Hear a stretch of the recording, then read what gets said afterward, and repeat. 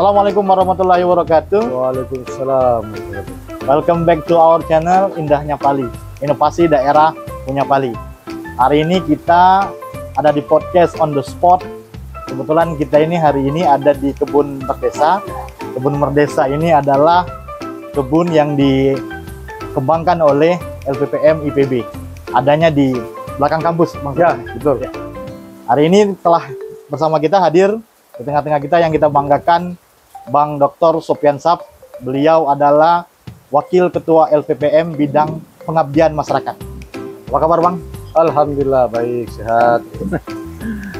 Jadi mungkin yang pertama kita pengen kenal dulu nih sama Bang Sopyan, terkait latar belakang dari mana asal, kemudian pendidikannya, dan sekarang bekerja di mana, Bang? Oke, baik.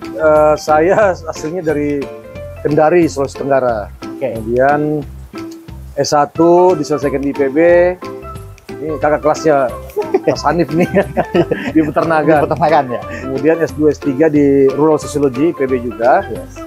Saya mengambil sebenarnya peminatan di kajian-kajian tentang ethnicity dan pengembangan masyarakat. Tepatnya dalam konteks sosiologi pedesaan. Sosiologi pedesaan. Ya. Dan dokternya di IPB juga. Di IPB juga. Ya. Oke, Bang, ini abang ini kan di LPPM di bidang pengabdian masyarakat. Ini apa aja, Bang, yang dikerjakan di sana? Banyak ya. Yang terutama terkait dengan internal ya. Yes. Internal kampus itu kita punya program-program yang terkait dengan dosen mengabdi. Ya. Kemudian mahasiswa mengabdi. Mahasiswa mengabdi. Nah, itu kita khususkan bagaimana membangun satu kerangka inovasi yang bisa diterapkan di masyarakat. Oke. Nah, itu yang pertama. Kemudian kita punya juga alumni mengabdi, bagaimana alumni-alumni yang punya spirit untuk mengembangkan masyarakat dan berkontribusi terhadap perguruan tinggi. Yes. Ya, kita kerjasamakan, kita dorong supaya bisa terimplementasi di lapangan. Kemudian kita punya kegiatan juga namanya Quick Response. Nah, ini menarik di Quick Response. Quick Response, ya. Bagi petani-petani yang ada di Kabupaten Pali, kalau seandainya kepingin ahli, misalnya pertanian sawah, kemudian atau hortikultura, membutuhkan sentuhan pengetahuan knowledge, itu bisa langsung ngirim surat ke LPPM. Direspon secara cepat. Direspon secara cepat. Namanya Quick Response. Jadi tidak perlu mengeluarkan dana. Oke. Kami datang menjemput persoalan-persoalan yang ada yang kemudian dikontribusikan. Oke. Ya. Kemudian yang terakhir kita punya program juga tentang diseminasi. Diseminasi dalam konteks bagaimana hasil-hasil karya penelitian dan pengabdian pada masyarakat didistribusi melalui jurnal. Ya. Ya. Diseminasi. Yes. Betul. Oke, Bang, berikutnya mungkin ini yang lagi happening nih. Oke. Kaitannya yang digagas oleh Abang, yaitu data desa presisi. Iya, betul. Ya, data desa presisi ini di mana data desa presisi ini diklaim bisa mengcapture hampir 200 indikator. 208. Iya, 208 parameter. Iya. Boleh dijelaskan, Bang, kira-kira apa tuh data Baik. desa presisi? Jadi sebenarnya data desa presisi ini terilhami semenjak saya menyelesaikan studi S2. Ya. Jadi tepatnya tahun 2005, 2006 saya menyelesaikan studi, kemudian diajak oleh senior, mentor saya untuk coba pergi ke desa, lalu kemudian memberikan gambaran desa tentang potensinya apa sih yang bisa kemudian dikembangkan. Nah, saat itu saya pergi, kemudian bertanya-tanya, ini kok menggambarkan potensi susah banget. Ya. Datanya nggak terupdate, kemudian datanya tidak bisa dipertanggungjawabkan, ya. Baik secara pendekatan maupun hasil. Lalu saya berpikir, ini bagaimana ya caranya supaya kita kemudian bisa mendorong agar mereka dapat kemudian menghasilkan data yang akurat. Ya. Sementara kita bisa melihat bahwa metodologi pendekatan itu sudah finish lah, sudah hampir selesai di kampus. Namun memang agak susah pada saat itu, tahun 2006. Nah, mendapatkan peluang di tahun 2014 ketika Undang-Undang Desa terbit, ya, nomor 6 tahun 2014, ada hak rekognisi dan subsidiaritas yang kemudian menjadi peluang yang kita manfaatkan agar desa memiliki data, ya, dan bisa mengcapture, ya, secara menyeluruh yang ada di desa. Terlebih lagi yang terpenting itu adalah bagaimana polemik data pusat sampai lokal desa itu tidak terjadi. Nah, saya kemudian menggunakan itu melakukan riset. Tahun 2017 saya riset mendapatkan hibah dari pemerintah. Saya menemukan 47,13% datanya error untuk pemerintah. Yang biasanya digunakan untuk mengukur IPM, IDM, kemudian IPD, termasuk kemiskinan dan seterusnya lah itu ya.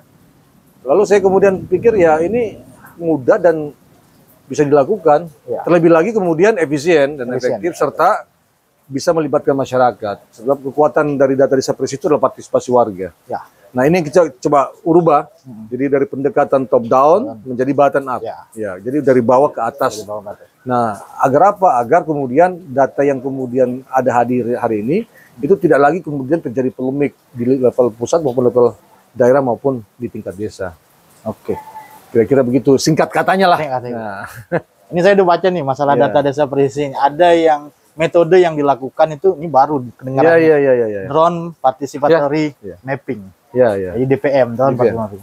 Nah, itu boleh dijelaskan ini. Oke. Jadi drone participatory mapping itu adalah pendekatan untuk menghasilkan data desa presisi. Sesungguhnya yang kita coba hadirkan itu adalah sintesis dari sekian pendekatan. Jadi salah kalau orang mengatakan kami itu adalah rivalitas dari pendekatan lain. Tidak, enggak. Dalam pengetahuan itu selalu kemudian terupdate ya. Nah, untuk itu di dalam data desa presisi ini konsep kita gunakan adalah drone participatory mapping. Mengapa drone participatory mapping? Karena satu, data numerik itu harus kemudian dibuktikan dengan data kenyataan di lapangan. Jadi kita bisa membuktikan secara spasial.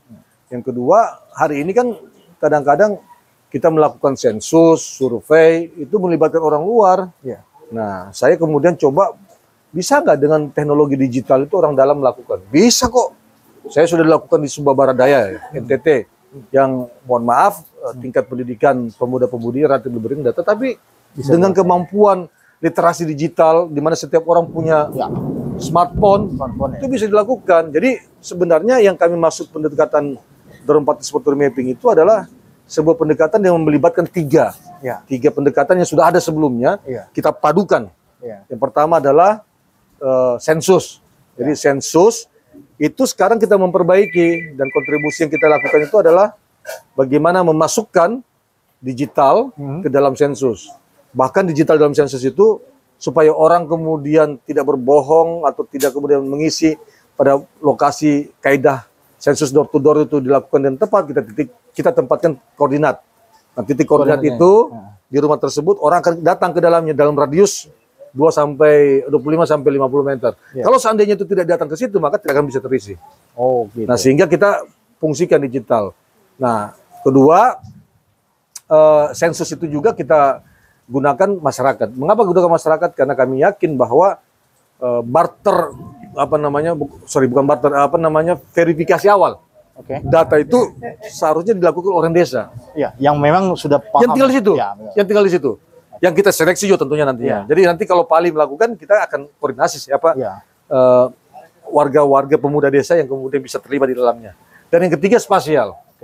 Jadi kita libatkan sensus, kita partisipasi warga, kemudian yang ketiga adalah spasial. Spasial itu agar mudah kita peroleh dan secara pendekatan ini sudah ada.